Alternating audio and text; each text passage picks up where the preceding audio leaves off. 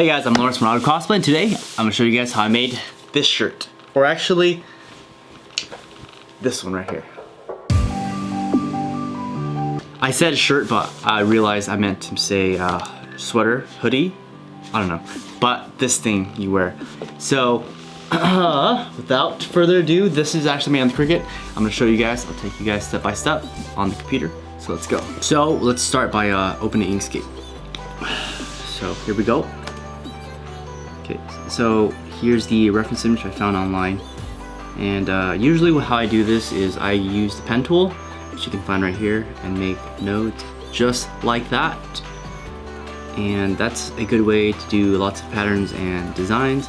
But for letters, I like to use this box tool, primarily just for the sake of parallel lines. And I use the box tool when I need to make lines that are parallel. So using the box tool, I'm gonna get that, line that up along the A. I'm gonna duplicate that because when you're making graphic designs, Control Z can only take you so far.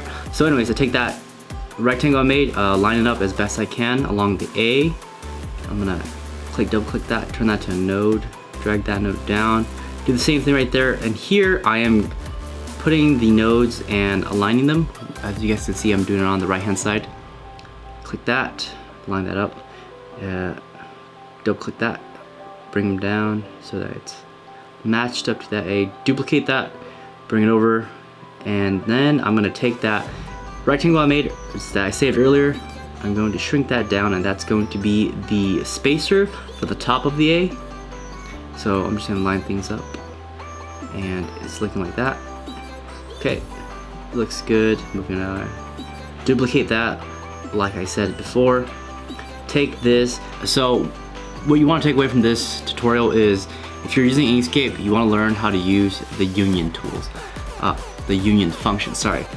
The union function basically takes two groups or two objects and merges them together. So that's what I'm gonna be doing here. So here I'm taking that and I'm merging it with that. Do the same thing to the other side, and I've just created basically the top of the A right here.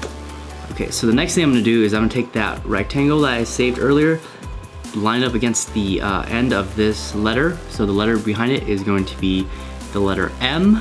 So it's behind the A, so you can't see the leg, but I'm gonna put it here to see that, make sure the leg is the right width, and I'm gonna expand that, duplicate that like before, and basically, you guys get the gist of things.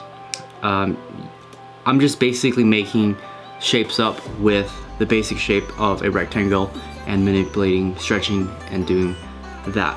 So Inkscape's a cool tool to use to make a lot of these shapes and designs. So I highly recommend using Inkscape. It's free to use, just download it. I'll have a link to that as well. So I'm gonna speed through this really quick. Duplicate that. Super important to duplicate, because when you're working and you have multiple steps in, you don't want to Control Z because that can only take you one step back. So you want to make sure you have that primitive shape with you. So there you go. Basically, I've created the M and the A. Kind of, I still need that center strip, which I'm doing right here.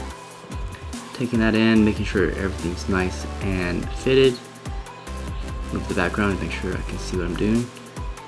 Okay, and like I said before, union that, and you have an A. Okay, everything looks good so far. I'm happy. Okay, so now what we need to do now is just give it some color, to give it some dimension. And next thing I'm gonna do here is just doing some finesse, fixing it up. Right here I'm duplicating the A and creating a outline, because that outline is going to then subtract from the M, and that's what I'm doing here. So that's the difference between the union and a, what do you call it? I think that's the difference. So the difference will remove everything that's overlapping, and the union will combine everything that's overlapping. So in this lesson, it will be union and differences.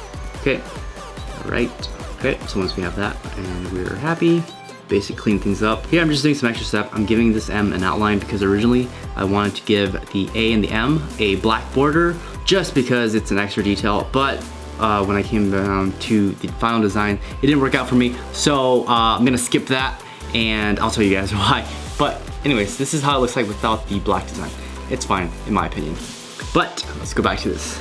So here I am basically getting a heat transfer vinyl. This is the yellow heat transfer vinyl. So the thing I just threw away is the instruction. It tells you how to do it. But basically what you want to do is you want to get the yellow facing down, which is basically the color of the vinyl. Place it down on the Cricut mat. Here I thought it was a cool idea to tape the ends, but actually that was a bad idea for me because you'll see why. So anyways, you put it on the Cricut's cutting it. It's doing its thing. You guys, I'm telling you, the Cricut saves so much time, and it's basically like a printer, except you don't have to cut it out. That's one of the reasons why I recommend getting Cricut. It's probably the same price as a printer. But anyways, here I'm using a weeder. It's basically to weed out the negative. So I'm doing that right here. So you guys can see what I'm talking about right here. This is where the tape, which I thought was a good idea, turned out to be not so good of an idea. So yeah. But anyways, it's one of those things you just live and learn, experiment. And basically once you weed it off, everything just kind of comes off like that. I do like this brand, Scissor. I think it's called Caesar. I think that's what it's called. Anyways, oh, you also see here's the black vinyl I did. And it looks really cool in concept.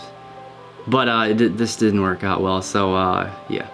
So here's the red sweater I made, or I didn't make this, I wish I could make that. Anyways, that's the red sweater. I'm just getting the fabric ready with the iron. And here I'm just basically patting it down and positioning the yellow fabric, yellow vinyl, to kind of see where I like it.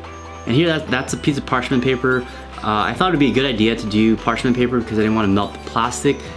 But you guys will see very soon that you don't need the parchment paper. The vinyl actually comes out really well. And this is what I'm talking about right here. You can see that the vinyl did not transfer. So I just kind of discarded the parchment paper and went ahead and put the iron on straight into the vinyl, and it comes off like that. And that's how you make it. That's pretty quick. I think that took like less than 5 minutes. So anyways, I'll have this logo for you guys. If you guys check this video out, it's for free. Check it out. I'll have a link to my Facebook group page. You need to join my Facebook group page, and you can download this pattern and make it yourself. But yeah, just watch me fail terribly putting on the black border right here. It was just really hard because I had problems lining things up. So anyways, I discarded that, and that's that.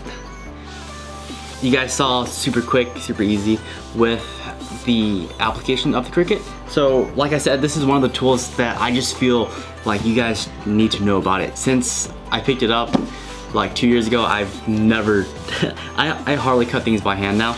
But it's one of those machines, like I said, if you're going to invest in a tool for 2020, this is definitely a tool you want to check out. So I have a link to that down below too. It's an affiliate link, costs you nothing.